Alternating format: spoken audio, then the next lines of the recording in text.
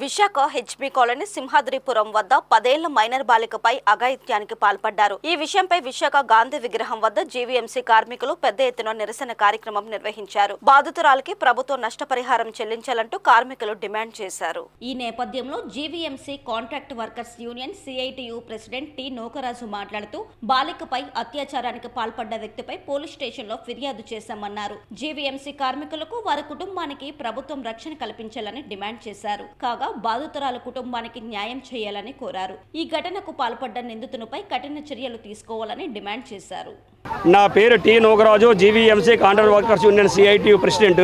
మొన్న జీవీఎంసీలో పనిచేస్తున్న క్లాబ్ డ్రైవర్ వాళ్ళ పాపని సింహాద్రిపురం ఏరియా మన విశాఖపట్నం హెచ్బీ కాలనీలో ఒక దుర్ఘటన జరిగింది.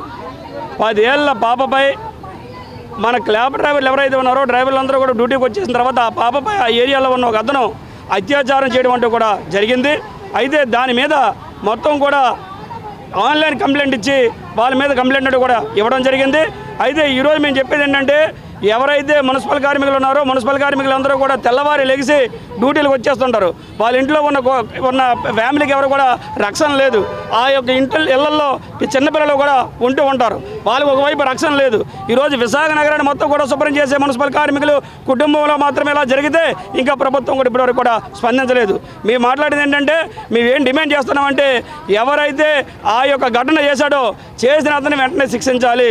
అలాగే ఈ బాధితురాల కుటుంబానికి వెంటనే తగిన నష్టపరిహారం ఇచ్చి ఆ కుటుంబాన్ని వెంటనే ప్రభుత్వం ఆదుకోవాలి.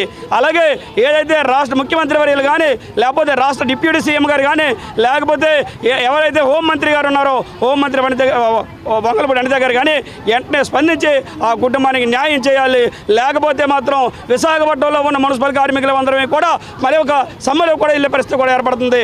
ఎందుకంటే విశాఖ నగరం కోసం, విశాఖ నగరంలో ఉన్న ప్రజల ఆరోగ్యాల కోసం మేము పనిచేస్తున్నాం కాబట్టి వెంటనే మున్సిపల్ కార్మికుల కుటుంబానికి తగు న్యాయం చేయాలని చెప్పి డిమాండ్ చేస్తూ ఉన్నాం.